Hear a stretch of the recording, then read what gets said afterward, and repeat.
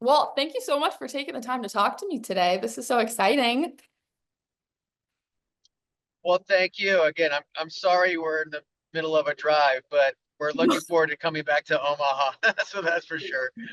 Good. We're so excited. Yeah, so you have a show April 26th at the Admiral. I saw that you're going to be playing with some pretty legendary composers, so that's super exciting. Yeah, it's Uh, amazing. Yeah, I'm so blessed to play with, some of the best string players in the world, and they're all Broadway players. And my MD Katie won a Tony Award for, Moulin Rouge. So every night they're a pleasure to watch and inspiring for sure. I bet. I mean, that sounds super legit. That's so exciting. But so looking into some of your your actual music. I have found out from my research that it seems that you have a passion for supporting humanitarian efforts and freedom.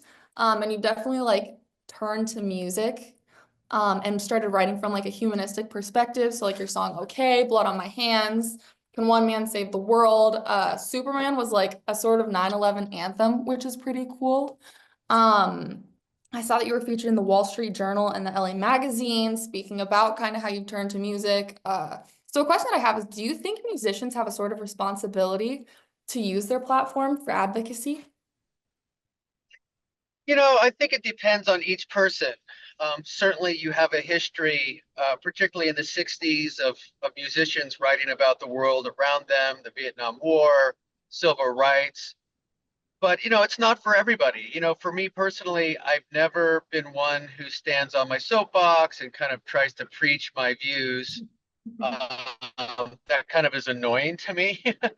but Yeah. um, but I also feel I do feel a certain obligation, particularly because my whole career, the honor of my career has been performing for our troops and our military families. And especially with the withdrawal from Afghanistan, so many of our veterans were gutted by the fact that we abandoned their brothers in arms. So Mhm. these songs, these latest songs, really give a voice to people who feel voiceless, our Afghan veterans, the Ukrainian citizens, of course, the Jewish people from around the world after October 7th, Mhm. kind of been abandoned by the arts, frankly, which is tragic. So again, I really take no pleasure in writing these songs, but I've seen, as you said, through Superman, I've seen how a song can take on a significance more than just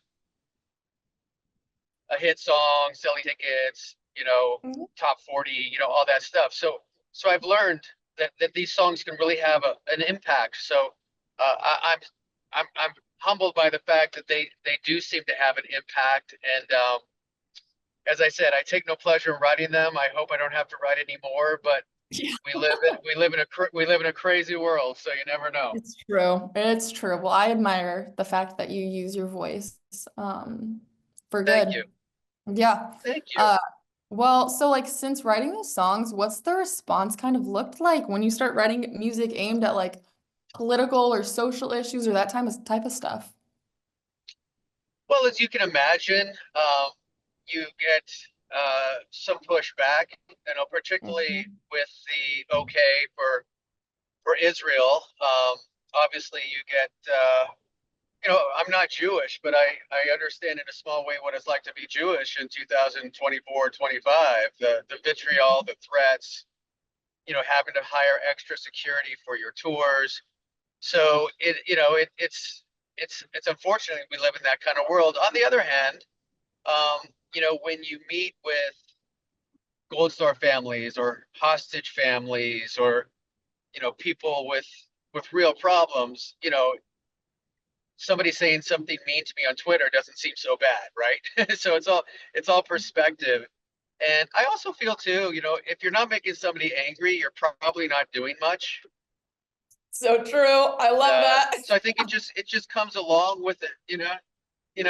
as it comes along with it. And it's interesting, like certain people that were really grateful for my blood on my hands did like Can One Man Save the World. And it just you can't write to try to please people. You just give your opinion, and hopefully that'll make a dent in the culture. And as I said, you kind of take whatever blowback comes and understand this is just part of the deal. Yeah, I mean that's all you can really do.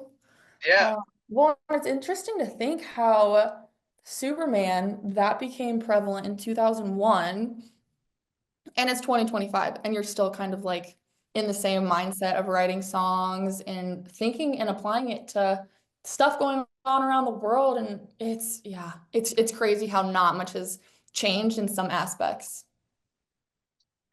No, you're right. There's always, unfortunately, there's always horrible things happening around the world, but there's also wonderful things happening too. I'm Yeah. so, one of the benefits of my career is I meet just amazing heroes. I met the guy who drove the ambulance that saved Benjamin Hall's life, the Fox News reporter, when he crossed the border into Russia. And when you meet true heroes, it really inspires you with all the things that are negative in the world. It makes you proud to be an American and proud to be on the right Yeah. side of the proud to be on the right side of history. And Mhm. we look at heroes as celebrities like, athletes or actors or singers, but true heroes are people that we'll never know when we walk by them. And so the fact that I've been able to meet some of these incredible Green Berets and people who do amazing work around the world, that keeps me inspired and makes me want to tell their story as well. And there's nothing like a song to kind of break through the noise. Yeah. Yeah. I think it's a good outlet. I think you're good at it. So Thank you. I love it. So talking a little bit, we can go on a more positive side. So I saw that Yeah, you're partnering with the nonprofit Let Music Fill My World for the Music Matters Challenge that ends May 30th. Can you tell us a little bit about what it is and how people can get involved? sure. Really, what it is an effort to make sure that every school in America has a music teacher. When I was in elementary school, LA Unified cut funding for music teachers. So my mom volunteered and she started putting on full musicals with our fifth and sixth grade class. I was Tony in West Side Story, so make of that what you will. But Nice. you know, 50 years later, kids still talk about how important that was. And not all of them went into the arts, but I think when you look at the statistics, schools that have a music teacher, the kids do better in math, they do better in writing, they're socially more adjusted, they have a way to express themselves. And so what the Music Matters Challenge is, it's a way for everybody to get involved and help supply music teachers for schools in need. And all folks have to do is make a little video talking about a music teacher that made a difference in their life and sing a little bit of our song Let Music Fill My World that I wrote with some inner city Chicago kids at Farragut Academy who had lost their music teacher. But through this song, Kaylee Tallman, my partner in this effort, funded a music teacher for that school for 3 years at a $300,000 salary. And they now have a music teacher. And if you talk to their principal, they are in seventh heaven. And so the Music Matters Challenge will do that again. Whoever wins the challenge will win $10,000 and sit with me and Kaylee and select another school for a music teacher that will survive, that will supply for 3 years. And also, there's a school prize, so schools can enter with their choir or their band, I and love they that. can and they will also win a prize of $30,000 to help them buy music equipment or instruments. But really, what it is a fun thing for everybody to get involved. And you don't have to be a great singer or musician. Anybody can do it. And it's just a lot of fun and also a way to really push this idea of every school in America having a music teacher. Yeah, I think that's so important. I think that's so important. And it's so cool that your mom like took it upon herself to to like kind of be the catalyst of all of this back in the day. That's super cool. Yeah, Um, it's totally true. It's kind of like a pay it forward from mom. And for real. yeah, so that's why it's so close to my heart, right? Yeah, I bet. That's so cool. Okay, I have some like little random questions. You're talking to, well, we're a college radio station, so some of these questions are like for the college students to listen to. So I saw you Sure. have you from UCLA, you have a degree in applied science and mathematics. Do you ever use this? That's a good question. To be honest with you, I think those brain cells were burned a long time ago. Yeah. But but actually, mathematics and the sciences at a certain level become very artistic. They become intuitive.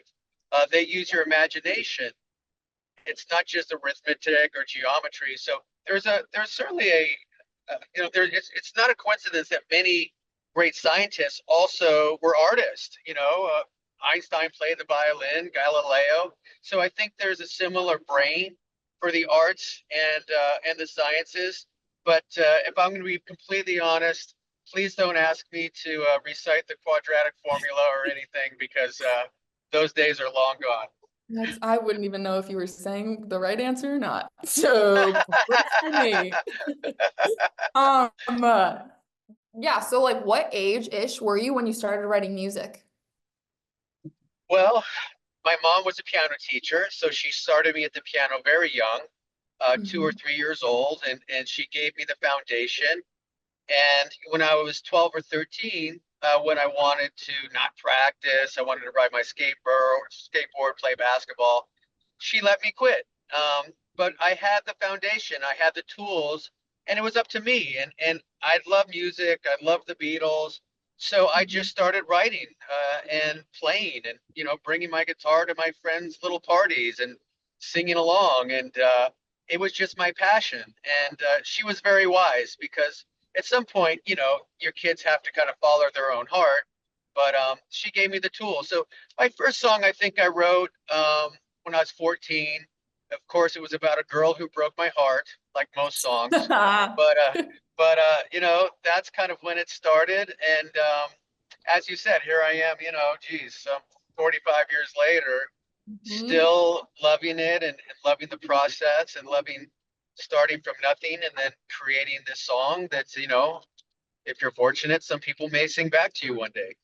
Yeah, well, that was one of my questions. I was gonna ask, do you like so you do still enjoy being a musician as much as you did when you started? It's interesting. I've actually come full circle. When I Mhm. was young, I just kind of wrote what I felt and I didn't have to worry about writing a hit or my career or selling tickets or whatever it was. And of It's for course, fun. when I was blessed to get a record deal and do it for a living, then there was a certain pressure, right? To be able to make Yeah. another record. But I'm kind of in a place now like I was when I was 16, 17 years old where I don't have to write anything. I don't have to, try to craft a single to get on the radio. But if there's something that really moves me, I sit down and write it and I put it out. So in a way, it's kind of a unique freedom that I haven't had in 30 years or so. So I really kind of love that place where um, I just kind of write what I want when I want to, and that's where those songs that you just mentioned, Can One Man Save the World? Okay, Song for the Hostages, Blood on My Hands. That's where those really have come from. Yeah, so they weren't like you weren't writing them for like this is gonna be the next hit. You wrote it because it meant something to you, and that was like your outlet of expressing how you felt. Cool. Exactly. Love it, love it, love it, love it. If you didn't find success in the music industry, what do you think you'd be doing? I kind of know because I'm still doing it. We have a family business, and it's been in our family for, geez, since the 1940s. It's a manufacturing business, and we make things out of wire. And our claim to fame is we make the best shopping cart in the world. And Hey. if you shop at Costco, you use our cart. And I've been working at Precision Wire throughout my whole career, even when I had a number one song in the country. And it's great because my dad still runs it. He's in his 80s. My son Johnny works for the company, and there's something really special about having a family business in America, and you see the American dream every day. And so that, as I said, I would be doing that with or without a music career. And it really keeps things, in perspective. It's the real world. Sometimes the celebrity world and the music business can be a little shallow, but when you're sweating and you're making a payroll and um, you're kind of grinding every day to make a business work. I think that's a great thing that everybody can experience, and I've been blessed to do that with my family virtually my whole life. You get the best of both worlds. I didn't know that. That's That's so right. interesting. With how long you've been in the music industry for, how has the industry changed? And have you had to like do anything to sort of adapt with it? Well, certainly streaming and social Mhm. media and the internet was a massive change in the business. When you're too young, but kind of when Napster came out and you could just stream a song instead of buying a record, it really Mhm. took the money out of the business. So a lot of the things like tour support and all the things that used to happen kind of in the 90s, that went away virtually overnight. On the other hand, the ability for people to hear your music has never been better. You don't need a record company. You don't need a radio station. You can just put your song on Instagram and Mhm. millions of people can see it. So it's really leveled the playing field. I think streaming has finally caught up to sales, so you can do this and have a career. But certainly, technology has played a huge part in making music more accessible for everyone. It used to be to make a record, you would pay $100,000, $200,000 to go into a studio every day. Now you could do it on your laptop, and it sounds virtually as good, and everybody, you can find people to see it. So in that respect, it's changed. On the other hand, I think, live music is still being consumed now more than ever. It's Mhm. one of the few things that you can't duplicate with AI. It's something that people want to see in the moment. So I think the health of music is really good. You can find anything everywhere. Um, but of course, it's with technology changing by the minute, it's everybody's a little nervous about AI, but I don't think Yeah. you'll be able to replace a songwriter singing their song on a stage anytime soon. So Mhm. I'm very optimistic about the state of music, and and I started kind of at college radio, just like what you're doing right now. I Did love you? yeah, we started at college radio, and that's where a lot of young songwriters start. And so Mhm. that's also a great place to begin your careers. And it's something where I think people don't realize the power of college radio for many artists, and certainly that's going nowhere anytime soon as well. Well, you were talking to the right girl about that. Do you miss like tangible music at all? Or is it different at all writing for like when you're writing and thinking about like just writing a single versus writing like a whole album? Yeah, I mean, you certainly miss the process because it's not just the music, it's the camaraderie. It's people that you love and are very talented in a room making music together, staying up to 4 in the morning and recording and it's kind of probably like an athlete in a locker room, right? It's like, when it's over, you miss playing on the field, but you really miss the people. So I miss that process. I don't miss the, 250 days touring in airports and hotels like I used to have. We still do probably, I don't know, 60, 70 shows a year. But yeah, I do miss that process of making an album. But at the same time, I like the freedom of not having a deadline, not having the pressure that goes along with that, which can be Yeah. it can be overwhelming and sometimes it can stifle your creativity. So as much Yeah. as I loved it then, uh, I'm pretty happy where I am now. Yeah. You've experienced both sides of it. So that's pretty cool. Um, when people are listening to your music, is there anything that you hope that they get out of it? I just hope these songs make people's lives and their day maybe just a little bit happier, a little bit easier.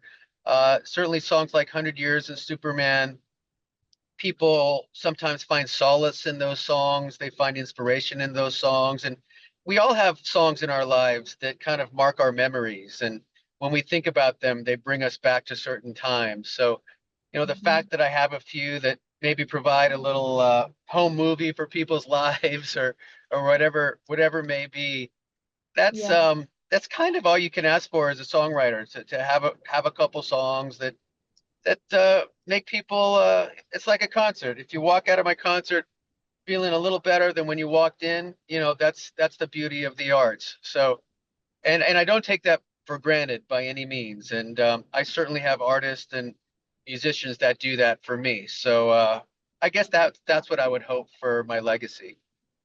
That's like the golden answer. You just want to make happy.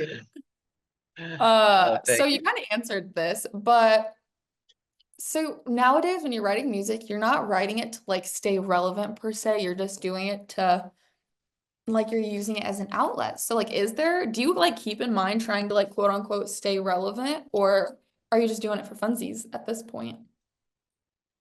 If I was completely honest with you, I like the fact that I'm having songs that resonate in the culture.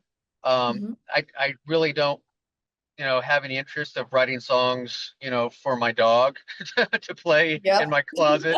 Um, that said, I'm not out there playing the game the way I used to. These songs that we've been talking about, none of them got one spin on the radio. They were shunned by the music press, but they have tens of millions of impressions, which just Mhm. goes to show you, how music can break through walls like nothing else. So I do. I'm not sitting here writing them going, wow, I hope this goes viral. But I'm also, when I do write them, I make sure I put them on the right platforms, and I do media, and I do press, and I do podcasts, Yeah. just so folks can find them, right? You want people to find them and know that they're there. So I guess the answer is kind of both. I Mhm. wish I was, in a place where I could still have songs that were, hit songs, but as an artist, you kind of get to a reality where you understand that that's not going to happen anymore. Every artist has done that. Bruce Springsteen wrote a song about it. He was so mad. You too.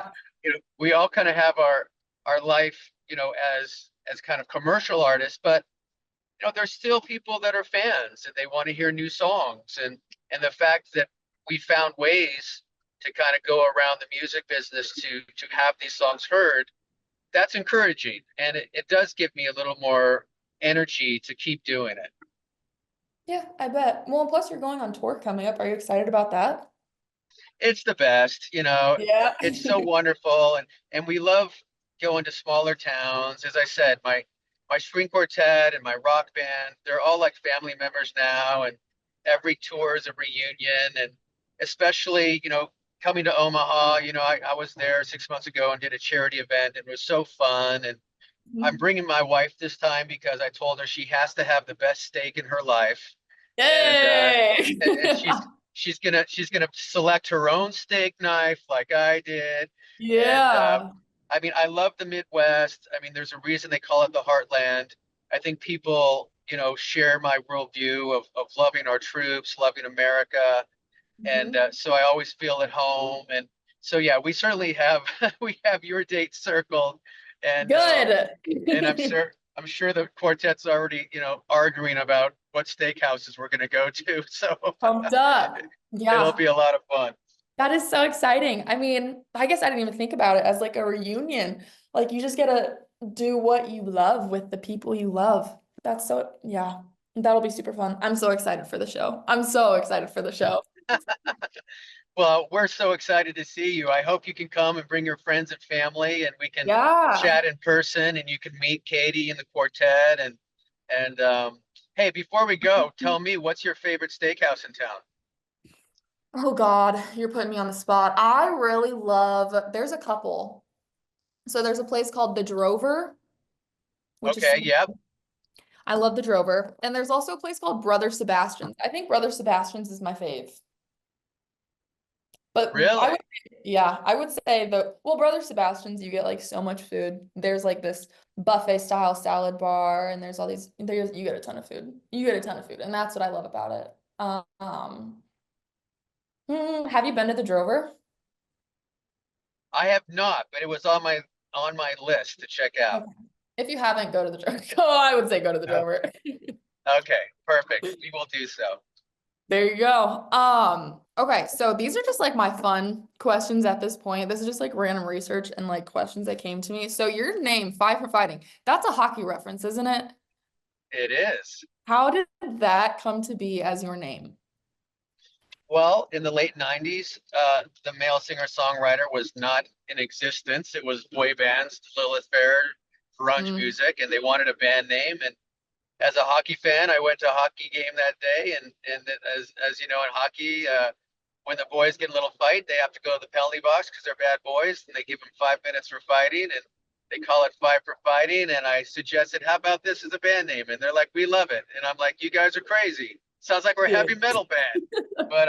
But here we are, some 20 some years later, Five for Fighting still hitting the Mhm. ice. It's got a nice little ring to it. I don't blame you. Yeah. Okay, so you've written some songs for movies and TV shows, correct? Yes. How is writing for a film or a show different than writing for an album?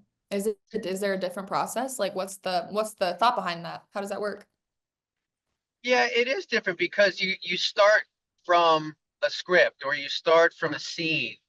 Typically for a song, you kind of start with a blank slate. But when you work on a film, they give you, you have your homework basically. It's like, okay, here's what we need. Here's the scene. Is it an up-tempo song? Is it more of a ballad? So you kind of have a start off place where you don't when you're just writing a song for yourself. So it's actually really fun. And you also don't have the pressure of, well, I have to write a hit or something. So, Yeah, and yeah. also, it's also you get it done. It's like we're writing one song, not 12, There and you go. so Uh-huh. so I love it. I really look at it as like a homework assignment, and there's really nothing that's more satisfying when you have a piece of music that with a piece of visual film work. It's exponential. It's so powerful. If you watch, sometimes if you watch your favorite movies with the sound off for certain music scenes, it's amazing how two-dimensional it is. The music Mhm. really provides that third dimension, and when you get it right, you know it. So I've been Oh really no, fortunate. yeah. I've been fortunate to work with some great filmmakers and television makers and producers to be involved in that process. And I continue to do it. I really love doing it, and hopefully there'll be a lot more in my future. Yeah, no, I've written a paper on the importance of like a good soundtrack in a movie. But I've never like actually thought about the actual making of it. So would they send you like a silent scene, or would they just say, okay, we need something to fit this type of scene, this type of vibe, and you would just have to like come up with something to match it? It's both. Sometimes they just give you like the piece of paper of here's what we're looking for. Sometimes what they'll do is they'll cut in temporary music. So they'll show you the movie, but the music is kind of temporary, knowing that it'll be replaced. Sometimes it's just like a kind of a sentiment of like, well, here's the sentiment of the scene, and this is kind of what's happening. So you kind of understand, is it an up-tempo rock happy song? Is it kind of a sad song? Is it a breakup song? Is it inspirational song? Um, There. and what I do too is I like to sit and talk with the directors and the filmmakers, because a lot of times when they're describing what they're looking for or talking about their piece, they'll say words or phrases that a lot of times I'll end up incorporating in the lyric or maybe even the title of the Oh, song. So you're always listening and picking out things that may end up being in your lyric or in your song. So it's um it's a lot of fun, and there's and sometimes you have to go back to the drawing board one or two times, but whether it's, The Blind Side or Hawaii Five-O or whatever I've worked on. yeah. Um, it's again, when you see that end product, you're so excited because You ever like watch them back and be like, that's me. There I yeah, I mean, Chicken Little, right? I sang it. I mean, we have to Chicken Little. There I am, Chicken Little. But yeah, it's just a lot of am. fun, and it just really makes you appreciate, how critical music is for films. As Mm-hmm. you No, said, the seriously. soundtracks are so important. Even It's if there's so no important. singing, Like I Mhm. go to the soundtrack of Dune, the new Dune movies. They are Yep. so beautiful. I mean, they're just, genius compositions in by themselves. And then you add those visuals in a movie like Dune. Mhm. Again, I can't imagine that movie without, that incredible soundtrack. So you're right. It's like the music is really the soul of a film. And a lot Mhm. of folks I don't think understand that. Until you kind of get behind the curtain. Well, and like I don't want to say it can make or break a scene, but if you have a scene and then the music in the background just doesn't fit it, I feel like that can definitely ruin it. So I Yeah, think, you're right. You're right. You're yeah, totally right. yeah. Okay, my last like funky question, just to get out of the way. If you could collaborate with any artist, living or dead, who would it be and why? Oh my God. Yep. Um, Putting you on the spot. Now you've got to think about it. well, the first album I ever purchased, I think I was 6 years old, was Songs in the Key of Life by Stevie Wonder. So it would be incredible to write a song with Stevie Wonder, just because, I grew up on him and he's such an incredible talent and he's such a big part of my kind of early childhood. If Mhm. I was gonna, if I could rock out with a band one night, it would be Led Zeppelin because Oh, good answer. I was not young enough to go see them live, but I still think probably the best live rock band ever in history. So give me Stevie Wonder and Led Zeppelin, and I'll be happily on my way to heaven. Stevie Wonder and Zeppelin. Those were such better answers than I could have ever anticipated. Oh, yeah, I'm an old music lover. That's how I was raised. So those stick with me. Right on. Yeah, okay. So this is my last question. It's the big one. And this is what I want to end it off with. So you're talking to college students who may be listening, young artists, regardless, the whole the whole squad. As someone who's found success in the music industry, what advice would you give to young artists who are trying to break into that music industry? Well, I think one thing that people don't think about is all the things that don't come from your talent.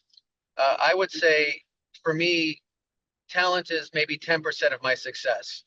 So much of your success depends on things that really have nothing to do with music. And this applies to everything. Mhm. Certainly you have to have a good work ethic. I wrote thousands of songs before anybody heard one on the radio.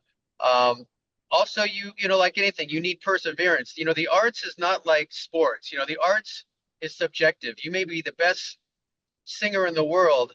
That doesn't mean you're going to become, a household name. And so much of it is just perseverance and understanding that rejection doesn't mean failure.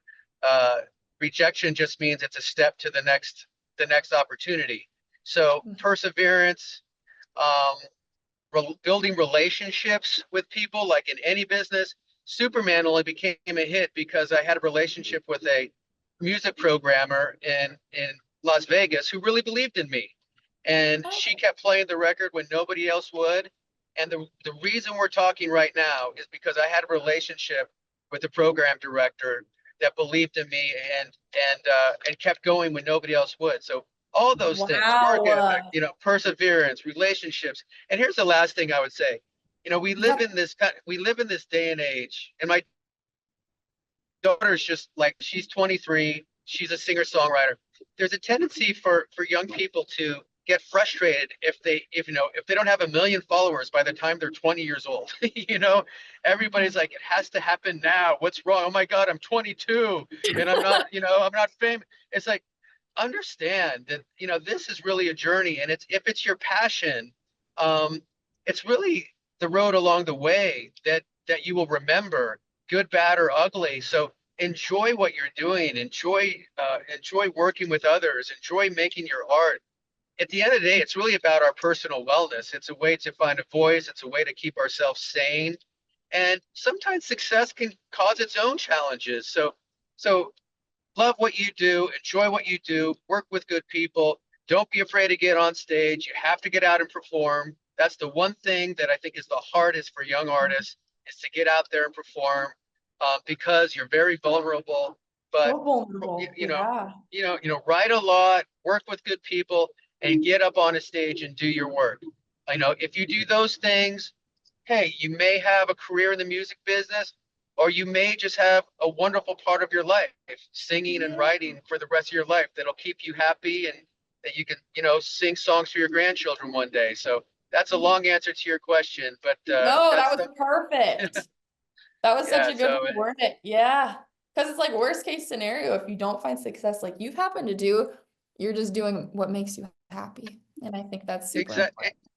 exactly. Success can be many different things. Hmm. We could talk about success, but sometimes success is just an added wonderful value to your life that you can carry with you, through your elder years. And I Yeah, think you pass that's the great along. thing about music. You can always sit down and play a piano, or sing a song, or write an essay, or paint a picture, and again, that will just make your life more fulfilling, and also give you a way to kind of escape the challenges of life. You kind of disappear into your art. Have you passed it to your family? Do you have like a pretty musical family? No, I'm curious. Yeah, my daughter certainly has the bug. She's an aspiring singer-songwriter in the studio right now, and Really? giving it a swing. She'll actually be opening for us. You'll get to meet her. You will love her. You guys will become Really? friends. You guys will totally become friends. Like, you're both How old this. is she? She's 23. Yeah, Oh, oh yeah, yeah. Oh yeah. yeah. And Oh my you'll God. love her music. Yeah, you'll love her music. Mhm. It's Lace. Her band's called Lace and Lee. It's her and her friend from NYU. They're both singer-songwriters, and so they do this kind of folk music thing. And then she has her own music on the side that's like just amazing. It's like Tori Amos meets Lady Gaga. It's crazy. Um, but yeah, you should definitely come chat with her, at the Yeah. gig. And but I yeah, so would she's, love she to. has the yeah, and you should interview her after the gig Mhm. too, because I think, a lot of college kids are digging her music. So Yeah. A little free promo doesn't so should hurt. definitely do that. Yeah. Of course, yeah.